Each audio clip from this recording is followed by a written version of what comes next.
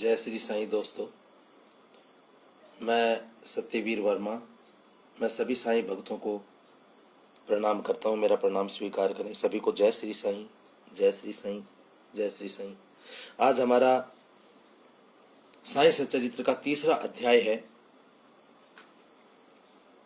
आज हम तीसरे अध्याय का पाठ करेंगे।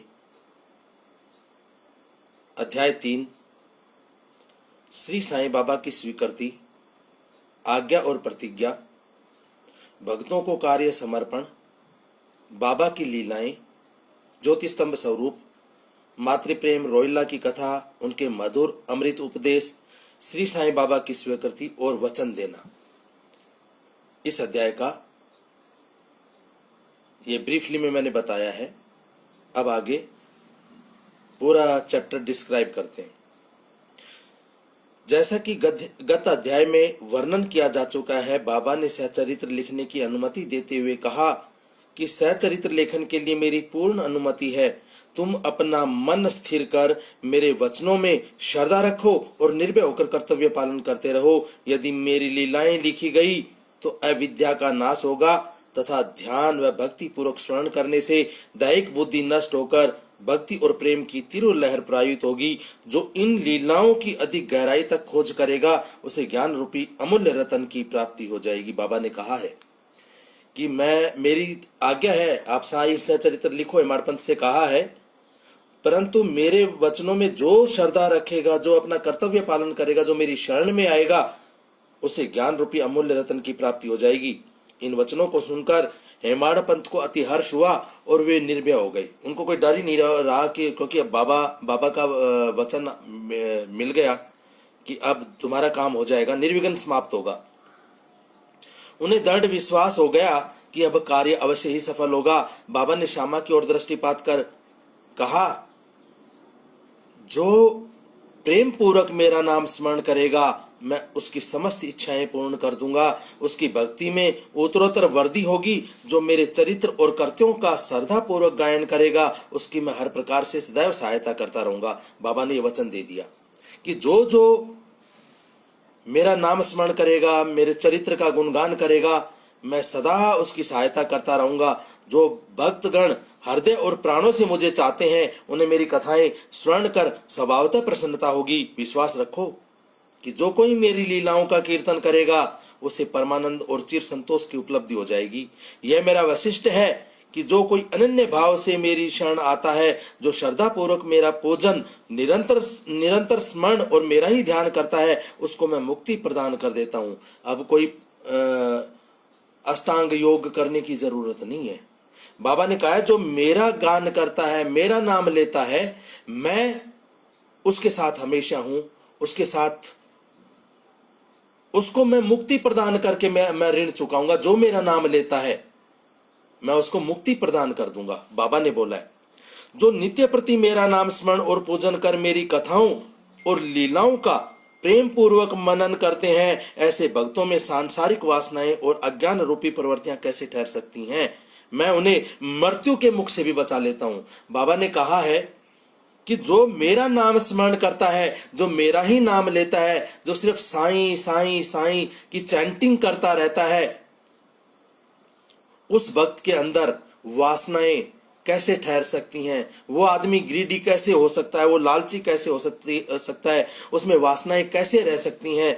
मैं तो ऐसे व्यक्तियों को, जो मेरा नाम स्मरण करता है, मैं उसको यमराज से भी वापस खींच लेता हूं, मैं मृत्यु के मुख से बचा लेता हूं।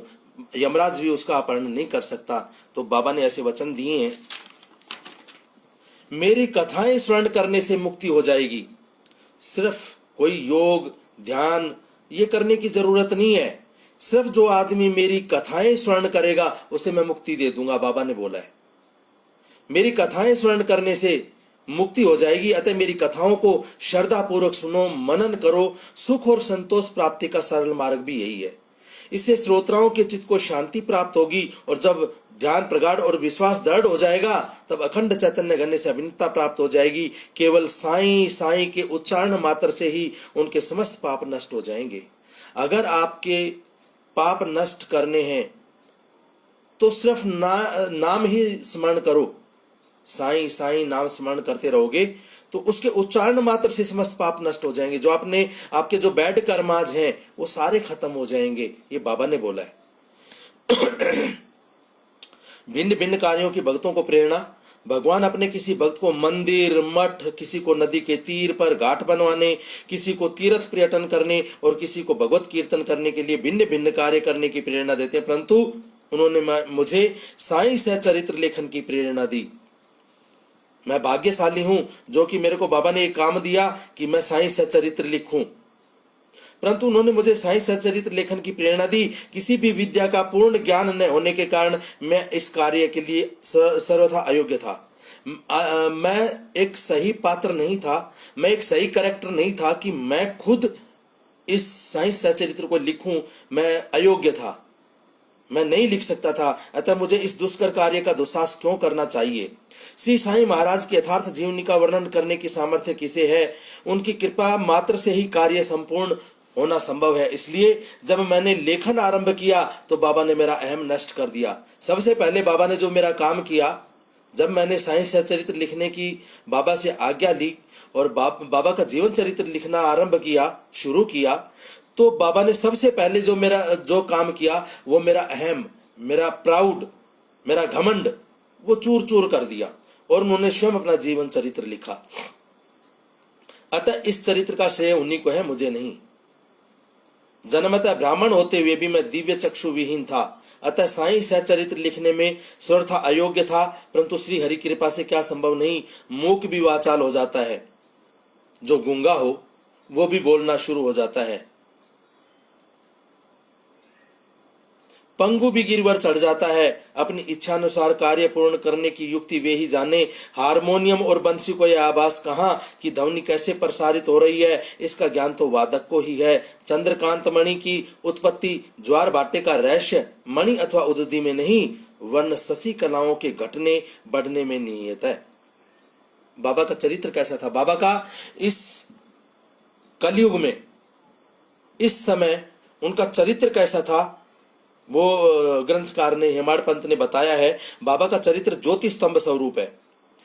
आपने देखा होगा समुद्र में अनेक जगह ज्योति स्तंभ बना दिए जाते हैं जिससे कि नाविक टकरा ना जाए। यहीं पे ही हेमाड़ पंत ने बाबा के लिए ऐसा वर्णन किया है, बाबा का चरित्र के लिए वर्णन किया है। क्या है वो? समुद्र में अनेक स्थानों पर ज्योति स्तंभ इसलिए बनाए जाते हैं जिसमें नाविक चट्टानों और दुर्घटनाओं से बच जाए और जहाज को कोई हानि ना पहुंचे, किसी तरह का कोई एक्सीडेंट ना हो समुद्र में। इस भावसागर में भी श्री साईं बाबा का चरित्र ठीक उपयुक्त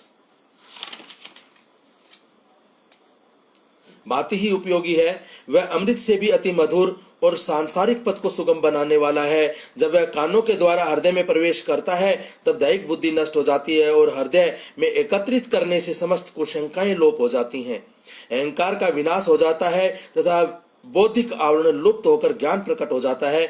बाबा की विशुद्ध कीर्ति का वर्णन निष्ठा पूर्वक स्मरण करने से भक्तों के पाप नष्ट होंगे। अतः यह मोक्ष प्राप्ति का भी सरल साधन है। अब कहीं जाके तपस्या करने की जरूरत नहीं है, आपको सिर्फ बाबा का नाम लेना है तो भी आप मोक्ष प्राप्ति कर जाएंगे। सतयुग में सम तथा दम, त्रेता में त्याग, द्वापर में पूजन और कलयुग में भगवत कीर्तन ही मोक्ष का साधन है। अतः यह साधन, अंतिम साधन चारों वर्णों के लोगों को साध्य है।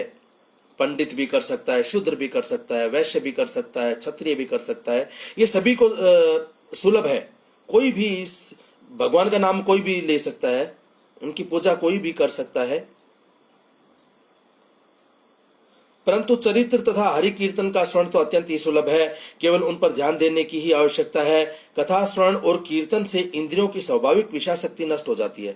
जब आप कीर्तन करते हैं तो जो आप में जो विकार उत्पन्न होते हैं वो स्वाभाविक विषय शक्ति नष्ट हो जाती है और भक्त वासना रहित होकर आत्म साक्षात्कार की ओर अग्रसर हो जाता है। इसी फल को प्रदान करने के हेतु उन्होंने सहचरित्र की रचना कराई। भक्तगण अब सरलतापूर्वक चरित्र का अवलोकन करें और साथ ही उनके मनोहर स्वरूप का ध्यान कर गुरु और भागवत भक्ति के अधिकारी बने तथा निष्काम होकर आत्म साक्षात्कार को प्राप्त हो, साईं सहचरित्र का सफलतापूर्वक संपूर्ण होना, ये साईं महिमा ही समझें। हमें तो केवल एक निमित्त मात्र ही बनाया गया है, बस एक इंस्ट्रूमेंट की तरह हमें यूज कर लिया। हेमाडपंत कहते हैं कि सिर्फ एक इंस्ट्रूमेंट की तरह मेरे को यूज किया है, बाकी कार्य तो बाबा ने किया है। ये साईं सहचरित्र बाबा ने लिखा है, मैंने नहीं लिखा। मातृ प्रेम, अब हमें मालूम है मातृ प्रेम क्या होता है। गाय का अपने बछड़े पर प्रेम सर्वविदित है, सबको मालूम है। गाय अपने बछड़े से बहुत प्यार करती है। उसके स्तन सदैव दुग्ध से पूर्ण रहते हैं, और जब भूखा बछड़ा स्तन की ओर दौड़कर आता है तो दुग्ध की धारा स्वतः प्रवाहित होने लगती है। गाय का इतना प्रेम होता है कि जब बछड़ा माँ के पास जाता है तो गाय के स्तन से अपने आप ही दूध स्वभावतः निकलना शुरू हो जाता है। उसी प्रकार माता भी अपने बच्चे की आवश्यकता का पहले से ही ध्यान रखती है और ठीक समय पर स्तनपान कराती है। वह बालक का श्रृंगार उत्तम ढंग से करती है, परंतु बालक को इसका कोई भान नहीं होता, उसको कुछ नहीं पता होता। बालक को माँ कभी टीका कहीं लगाएगी, कहीं बेटी है तो उसके बिंदी लगाएगी, उसे पायल पहनाएगी, उसे हर तरह से सजाएगी। बालक के सुंदर श्रृंगार आदि को देखकर माता के हर्ष का पारावार नहीं रहता। माँ खुश होती रहती है। मातृ का प्रेम विचित्र, असाधारण और निस्वार्थ है, जिसकी कोई उपमा नहीं है। ठीक इसी प्रकार सदगुरु का प्रेम अपने शिष्य पर होता है। माँ की तरह ही गुरु भी अपने शिष्य से प्रेम करता है। ऐसा ही प्रेम बाबा का मुझ पर था। उदाहरणार्थ वह निम्न प्रकार था। सन 1916 में मैंने नौकरी से अवकाश ग्रहण किया। 1916 में मैंने नौकरी छोड़ दी। जो पेंशन मुझे मिलती थी वह मेरे कुटुंब के निर्वाह के लिए अपर्याप्त थी। जो मुझे पेंशन मिलती थी उससे मेरा गुजारा नहीं होता था, मेरे घर परिवार का राशन नहीं चलता था। उसी वर्ष की गुरु पूर्णिमा के दिन मैं अन्य भक्तों के साथ शिरडी गया।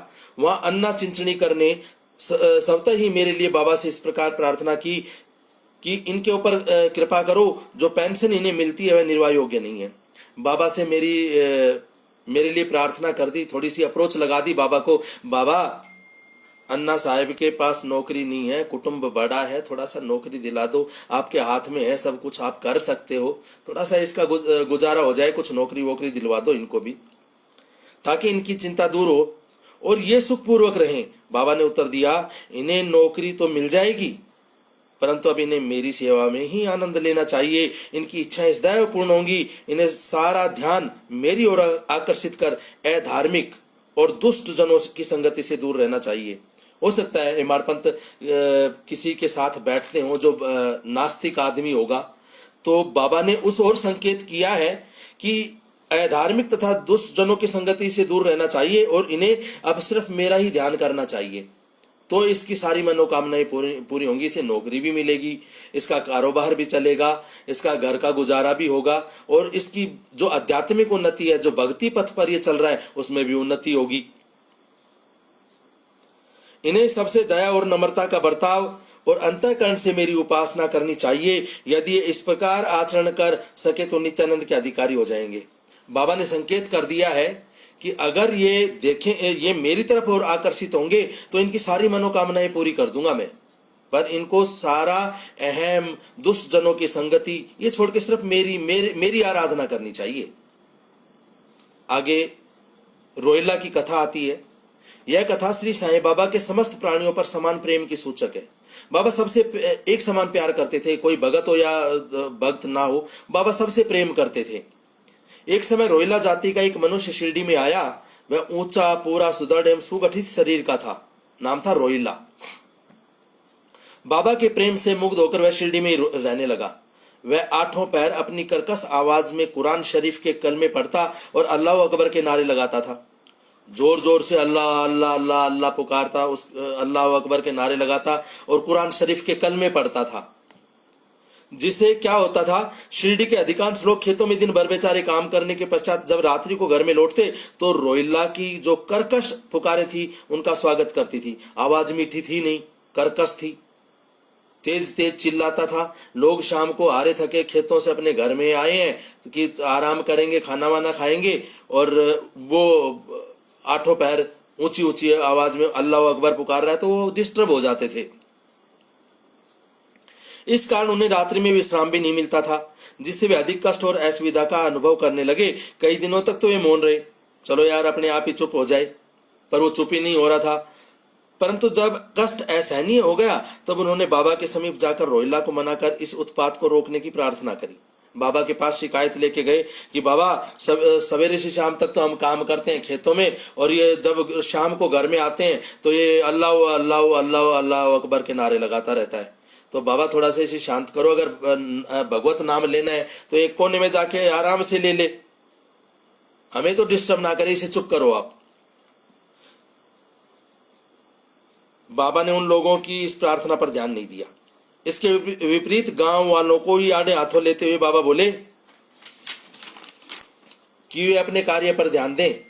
तुम्हारा काम है खेतों में जाके काम करना और अपने घर आना, कौन क्या कर रहा है इस ओर ध्यान देने की जरूरत नहीं है तुम्हें, और रोहिला की ओर ध्यान न दें। बाबा ने उनसे कहा कि रोहिला की पत्नी बुरे स्वभाव की है और वह रोहिला को तथा मुझे अधिक कष्ट पहुंचाती है, परंतु वह उसके कलमों के समक्ष उपस्थित होने का साहस करने में असमर्थ है, और इसी कारण वह शांति और सुख में है। यथार्थ में रोहिला की कोई पत्नी ही नहीं थी। जब उसकी पत्नी नहीं थी तो बाबा ने क्यों बोला कि भाई उसकी पत्नी बुरे स्वभाव की है? यहां बाबा ने संकेत किया है, बाबा का संकेत केवल कुविचारों की ओर था। अन्य विषयों की अपेक्षा बाबा प्रार्थना और ईश आराधना, भगवान की आराधना को महत्व देते थे। अतः उन्होंने रोहिला के पक्ष का समर्थन कर ग्रामवासियों को शांतिपूर्वक थोड़े समय तक उत्पात सहन करने का परामर्श दे दिया कि भैया तुम शांति से बैठ जाओ, अपने आप सब ठीक हो जाएगा, तुम शांत रहो, ठीक हो जाना है सब कुछ। बाबा के अमृत उपदेश। एक दिन दोपहर की आरती के पश्चात भक्तगण अपने घरों को लौट रहे थे, तब बाबा ने निम्नलिखित अति सुंदर उपदेश दिया। बाबा ने जब आरती समाप्त हो गई, बाबा मस्जिद के कोने पर आकर जब उदी वगैरह बांटते थे भक्तों को, तो उस वक्त बाबा ने उपदेश दिया, तुम चाहे कहीं भी रहो, जो इच्छा हो सो करो, परंतु यह सदैव स्मरण रखो कि जो कुछ तुम करते हो वह सब मुझे ज्ञात है। ये नहीं है कि भैया जब तुम अच्छे कर्म कर रहे हो, किसी का भला कर रहे हो तो भगवान देख रहा है, और जब खुद बुरा कर्म करते हो तो देखते हो कि भगवान मुझे तो नहीं देख रहा। वहां भगवान नहीं है, भगवान हर जगह है, हर कण कण में है। इसलिए ये हमेशा याद रखो कि जो भी तुम कुछ करते हो, अच्छा करते हो या बुरा करते हो, वो सब मेरे को मालूम है, मैं सब जानता हूं। मैं ही समस्त प्राणियों का प्रभु और घट घट में व्याप्त हूं। मेरी उदर में समस्त जड़ व चेतन प्राणी समाये हुए हैं। ये मत समझो कि कोई और है, सब कुछ मेरे अंदर ही है, मैं ही हूं। भूत भविष्य और वर्तमान सबका मैं जानता हूं, सबका क्रिएटिव मैं हूं, सबको बनाने वाला मैं हूं। इसलिए ये मत सोचो कि अब मैं ये कर्म कर रहा हूं, किसी का भला कर दो तो भगवान देख रहा है, जब किसी का बुरा कर रहे हो तो भगवान नहीं देखता, तब भी भगवान देखता है। इसलिए हमेशा अपने व्यवहार में सावधान रहो कि किसी का जाने अनजाने कभी किसी का बुरा ना हो, ना मन से, ना तन से, ना वचन से, कभी किसी का बुरा ना हो। मैं ही समस्त ब्रह्मांड का नियंत्रण करता हूं व संचालक हूं। मैं ही उत्पत्ति, स्थिति व संहार करता हूं। मैं ही पैदा करने वाला ब्रह्मा हूं। मैं ही पालन करने वाला विष्णु हूं, और मैं ही संहार करने वाला शंकर हूं। इसलिए मेरे से चालाकी नहीं। जो तुम कुछ करते हो सब कुछ मुझे मालूम है, मैं ही सब कुछ हूं। मेरी भक्ति करने वालों को कोई हानि नहीं पहुंचा सकता। ये बाबा के वचन है। जो बाबा को मानता है, जो बाबा को ध्याता है, जो बाबा का ध्यान करता है, बाबा ने कहा है कि मेरी भक्ति करने वालों को कोई हानि नहीं पहुंचा सकता। मेरे ध्यान की उपेक्षा करने वाला माया के पास में फंस जाता है। और जो मेरे को 3.5 हाथ का मनुष्य समझता है कि ये तो यार हमारे जैसा एक आदमी है, तो माया के पास में फंस जाता है। समस्त जंतु, चींटियां तथा दृश्यमान, परिवर्तनमान और स्थायी विश्व मेरे ही स्वरूप हैं। जो भी आप इस संसार में देख रहे हो, वो चाहे चींटी है, चाहे पहाड़ है, चाहे पेड़ है, चाहे पत्थर है, चाहे कुत्ता है, चाहे वो बिल्ली है, चाहे वो गाय है, उन सब के आकारों में मैं ही हूं। मैं हर कण कण में व्याप्त हूं, मैं हर जगह मौजूद हूं। इस सुंदर तथा अमूल्य उपदेश को स्मरण कर मैंने तुरंत यह दृढ़ निश्चय कर लिया, हेमाड़ पंत कहते हैं, मैंने निश्चय कर लिया कि अब भविष्य में अपने गुरु के अतिरिक्त अन्य किसी मानव की सेवा नहीं करूंगा। तुझे नौकरी मिल जाएगी। बाबा के वचनों का विचार कर मेरे मस्तिष्क में बार बार चक्कर काटने लगा कि क्या सच्ची में मेरे को नौकरी मिलेगी। यार, बुढ़े आदमी को कौन नौकरी देगा? मैं तो रिटायर हो चुका हूं, अब मेरे को कौन नौकरी देगा? कोई नौकरी देने वाला तो है नहीं। पर फिर भी ये मेरे दिमाग में ही विचार आने लगे कि क्या सचमुच ऐसा घटित होगा। परंतु अगर आप भविष्य की घटनाओं को देखेंगे तो स्पष्ट हो जाएगा कि बाबा के वचन सत्य निकले और मुझे अल्पकाल के लिए नौकरी मिल गई। थोड़े समय के लिए मैंने, जैसा बाबा ने कहा था कि तुझे नौकरी तो मिल जाएगी, परंतु हमेशा मेरा ध्यान कर, तेरा सारा कल्याण हो जाएगा। तो मेरे को थोड़े दिन के लिए तो मैंने नौकरी करी, फिर नौकरी से मन उब गया होगा तो नौकरी छोड़ दी। इसके पश्चात मैं स्वतंत्र होकर एक चित्त से जीवन पर्यंत बाबा की ही सेवा करता रहा। और जब तक मैं रहा बाबा की सेवा करता रहा और मैंने नौकरी छोड़ दी, मेरे घर में किसी अन्न धन का कोई वो था नहीं, भंडार भरे हुए थे, कमी थी नहीं, क्योंकि बाबा की कृपा मुझे मिल गई थी। मेरे को मैं जब मालिक मेरे साथ है तो मैं किसी गुप्ता की, किसी बनिए की नौकरी क्यों करूं? इसलिए मैं बाबा की ही नौकरी करता रहा। इस अध्याय को समाप्त करने से पूर्व मेरी पाठकों से विनम्र प्रार्थना है कि समस्त बाधाएं जैसे आलस्य, निद्रा, मन की चंचलता व इंद्रिय आसक्ति दूर कर और एक चित्त अपना ध्यान बाबा की लीलाओं की ओर दें और स्वाभाविक प्रेम निर्माण कर भक्ति रहस्य को जाने तथा अन्य साधनाओं में व्यर्थ भ्रमित न हो। कभी उसके पास गया, कभी उसके पास गया, मेरा ये कर दे, मेरा वो कर दे, कुछ भी मत करो, सिर्फ मेरे ऊपर विश्वास करो। बाबा ने बोला है कि मेरे ऊपर विश्वास करो, तुम्हारा कल्याण होगा। और ये मैं बोल रहा हूं कि तुम्हारा कल्याण होगा तो होगा। मैं कभी भी मस्जिद में बैठ के मैं झूठ नहीं बोलता, ये बाबा के वचन है। इसलिए एक चित्त होके अपना ध्यान मेरी ओर लगाओ, बाबा की ओर लगाओ। बाबा ने बोला है तो स्वाभाविक प्रेम निर्माण कर भक्ति रहस्य को जानो तथा अन्य साधनों में व्यर्थ भ्रमित न हो। उन्हें केवल एक ही सुगम उपाय का पालन करना चाहिए और वह है श्री साईं लीलाओं का स्मरण। इससे उनका अज्ञान नष्ट होकर मोक्ष का द्वार खुल जाएगा। जिस प्रकार अनेक स्थानों में भ्रमण करते हुए भी लोभी पुरुष अपने गड़े हुए धन के लिए सतत चिंतित रहता है, उसी प्रकार श्री साईं को अपने हृदय में धारण करो। अगले अध्याय में श्री साईं बाबा के शिरडी आगमन का वर्णन होगा। श्री सद्गुरु साईनाथार्पणमस्तु। शुभम भवतु। अनन्याश्चिन्तयन्तो माम ये जना प्रयुपासते तेषां नित्यभियुक्तानां योगक्षेम वहाम्यहम्। बाबा ने बोला है कि भैया जैसे एक लोभी आदमी होता है ना, उसको वो सोए जागे उठे बैठे अगर कहीं पे उसने धन रख दिया तो वो सोचता होगा कि यार कहीं मेरा धन रखा हुआ है, कोई चुरा ना ले जाए, कोई उठा ना ले जाए। 24 घंटे उसके दिमाग में, उसे नींद भी नहीं आएगी रात को। वो सारे दिन सारी रात यही सोचता रहेगा कि यार मेरा वहां धन रखा है, कोई उठा ना ले जाए। अगर उस धन को आप अपने हृदय में बैठा सकते हो तो वहां पे बाबा को जब अगर आप बैठाओगे, गारंटीड है बाबा आपका कल्याण करेंगे। आपका थोड़े बहुत उतार चढ़ाव हर आदमी की जिंदगी में आते हैं, ये प्रारब्ध होता है। तो ये प्रारब्ध जो हमारे जो कर्माज हैं उनको पे ऑफ तो करना ही पड़ेगा ना, पे तो करना ही पड़ेगा हमें। कि ये नहीं है कि भाई जो विधि का लेख है वो मिट जाएगा, विधि का लेख मिटेगा नहीं।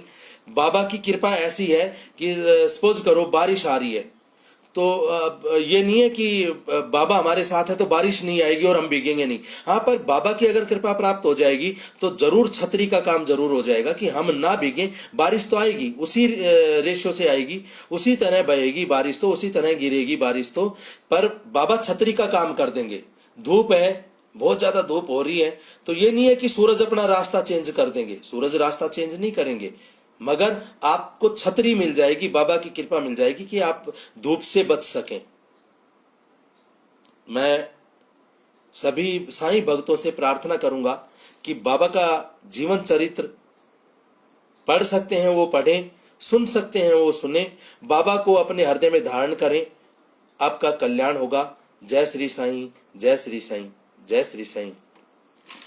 आरती साईं बाबा सुख्य दातार जीवा, चरणार जतली त्यावा दासा विसावा, भक्ता विसावा, आरती साई बाबा जाळुणी अनंग स्वरूपी राहे दंग मुमुक्षा जन दावी निज डोळा श्रीरंग डोळा श्रीरंग आरती साई बाबा जया मनी जैसा भाव तया तैसा अनुभव दाविशी दया घना ऐसी तुझी ही माव तुझी ही माव आरती साई बाबा तुमचे नाम ध्याता हरे संश्रुती व्यथा अगाध तव करणी मार्ग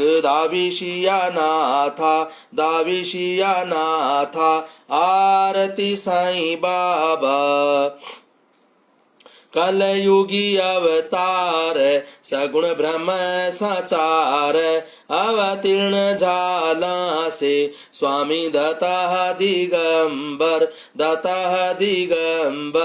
आरती साई बाबा 8 दिवसा गुरुवारी भक्त करी तिवारी प्रभु पद पावया भव भय निवारी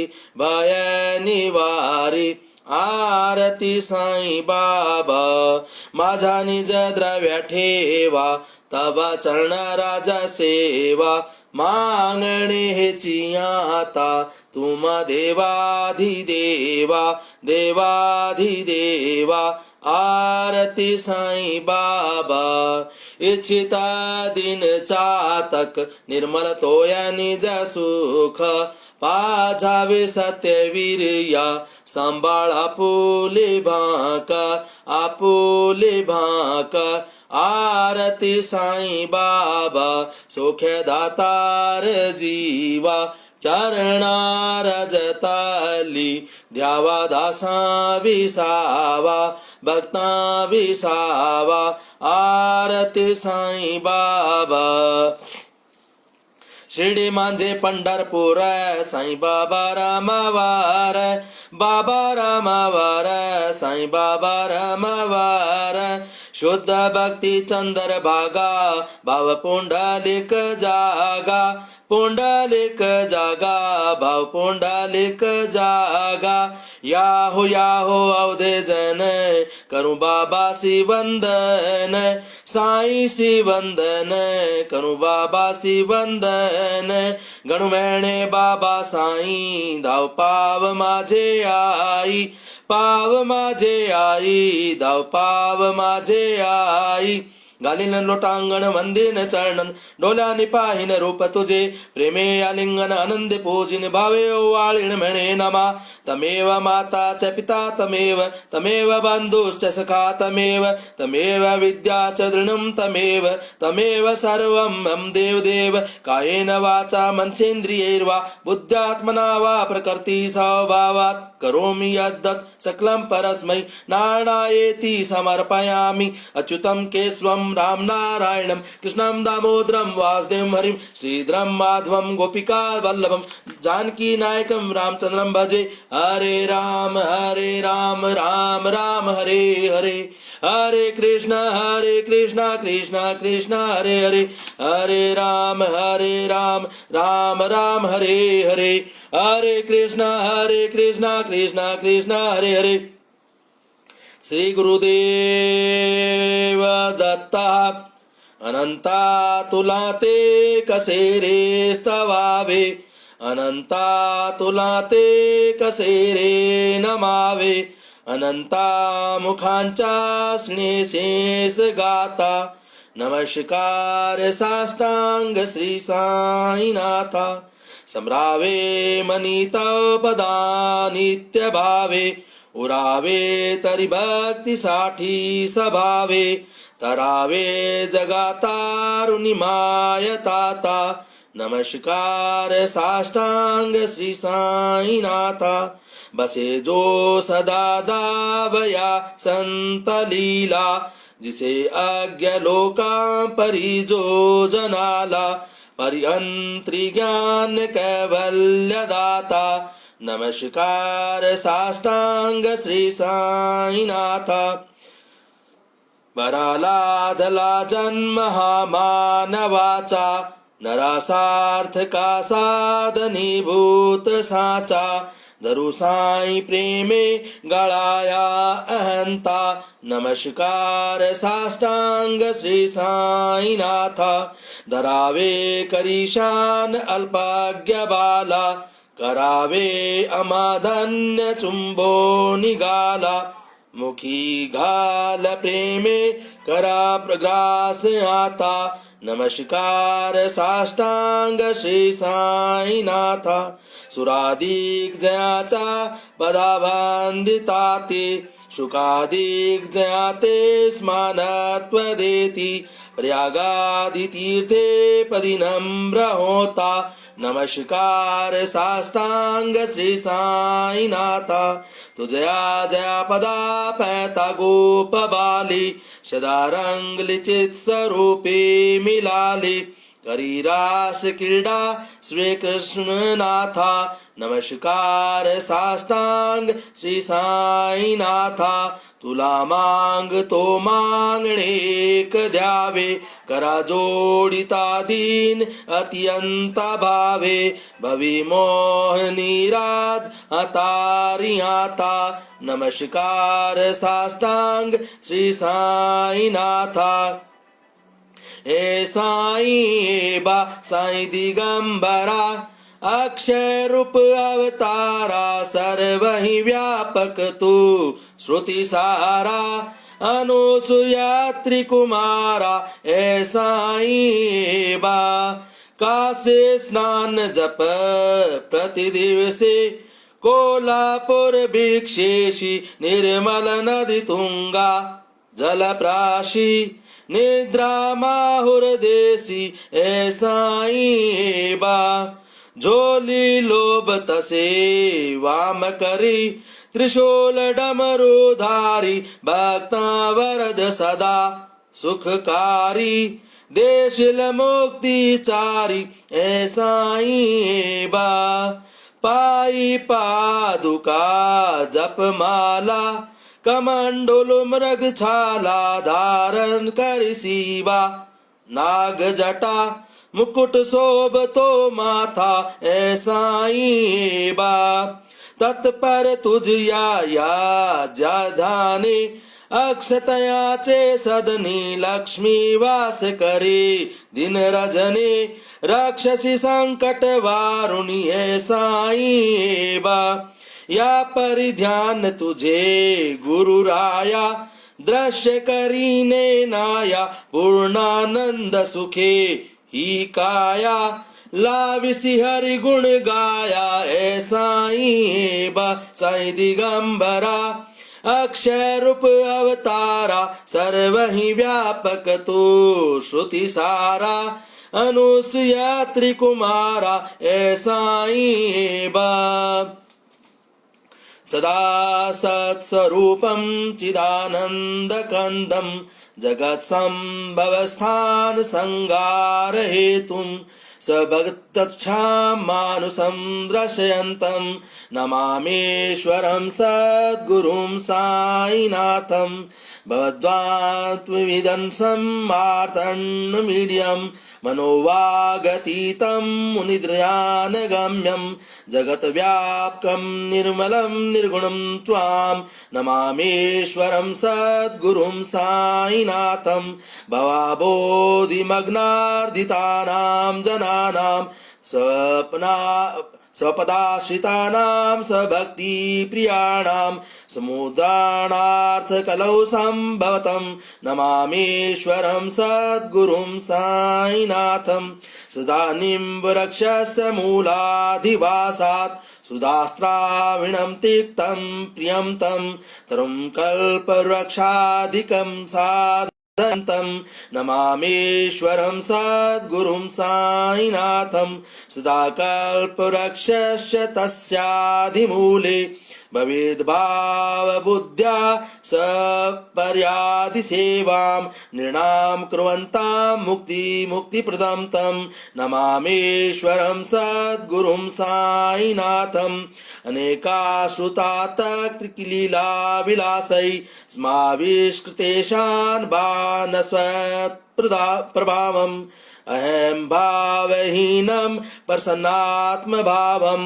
नमामीश्वरं सद्गुरुं साईनाथं स्तां विश्रामाराममेवाभिरामं सदा सज्जनैः सन्नमद्धि जनामोददं भक्तप्रदं तं नमामीश्वरं सद्गुरुं साईनाथम् अजन्माद्यमेकं ब्रह्म साक्षात् स्वयं स्वमं राममेवार्तीर्णं भवद्दर्शनात् सम्पुनीत प्रभो अहं नमामीश्वरं सद्गुरुं साईनाथम् श्री साई कृपानिधे अखिलनिर्णां सर्वादर्शिद्य प्रददो युष्मात् पादर्जः प्रभावामतुल दातपिवक्ता क्षमः सद्भक्त्या शरणं कृताञ्जलिपुट प्राप्तोऽस्मि प्रभो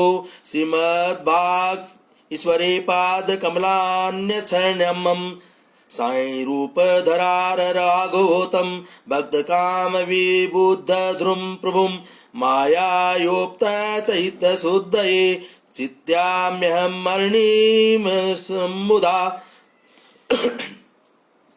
शरत्सुधांशु प्रतिं प्रकाशं कृपातपत्रं तव साईनाथ तव दीयपादाब्ज समाश्रितानां स्वच्छया तापमापमापाकरोतु उपासना दैवत साईनाथ स्तवैर्म योपासनिनास्तु तरस्म रमेण ममो मे त्वपादयुग्मे भृङ्गोपयाब्जे मक्रलुब्धा अनेक जन्मार्जिन पाप संशयो भवेत् भवत्पार सरोजदर्शनात् क्षमस्व सर्वान् पराध पूजकान् प्रसीदं साई गुरुदयानिधे श्री साईनाथ चरणामृतं चिदा स्तमस्पाद सेवनर्ता सततं च भक्त्या संसार जन्मीर्दूर्तादो निर्गतास्ते कैवल्यधाम परमं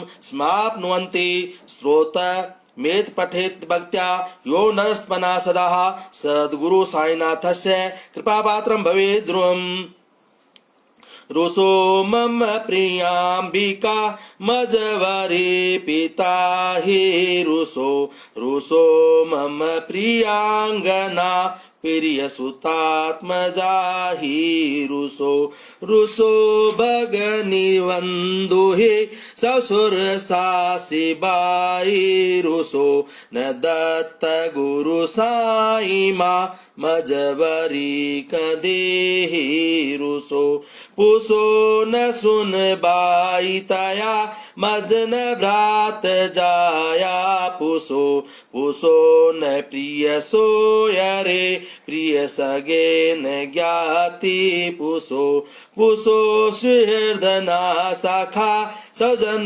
नाप्त बंधु पुसो परेन गुरु साई मा मजबरी कदेहि रुसो पुसो न अबला मूले तरुण वृद्धहीना पुसो न गुरुधा कुटे मजना धोर सानी पुसो नथ भले बुरे सजन साधुहीना पुसो परेन गुरु साई मा मजबरी कदेहि रुसो चतुर तत्त्ववित् विबुध प्राग ज्ञानी रुसो हि विदुषी स्त्रिया कुशल पंडिता हि रुसो महीपति यति भजक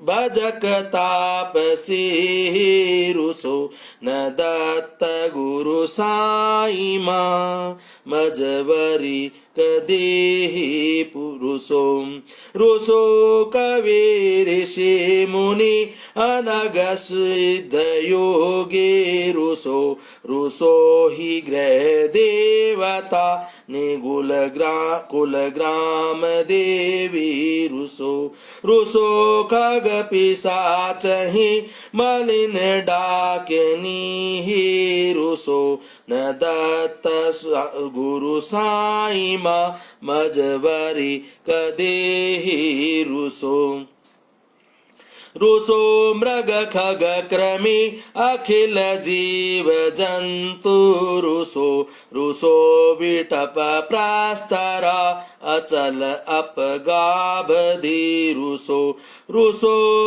पवनागनि वार अवनि पंच तत्वे रुसो न दत्त गुरु साई माँ मजवरी कदेहि रुसो रुसो विमल किन्नरा अमल यक्षिणी रुसो रुसो शशि खगादि गगनि तारकाहि रुसो रुसो अमर राजहि अदय धर्म राजा रुसो न दत्त गुरु साई माँ मजवरी कदेहि रुसो रुसो मन सरस्वती चपल चतते रुसो रुसो वपु दिशाखिला कठिन काल तो ही रुसो रुसो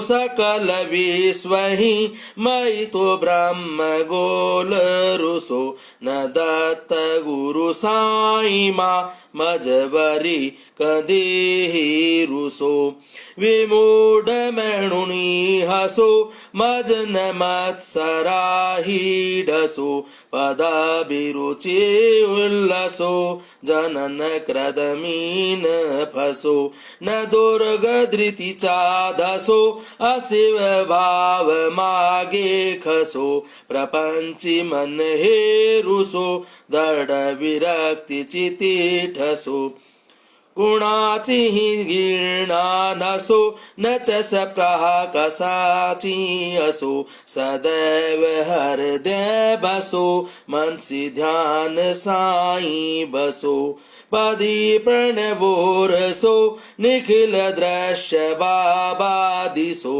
न दत्त गुरु साई माँ उपरियाचनेला रुसो।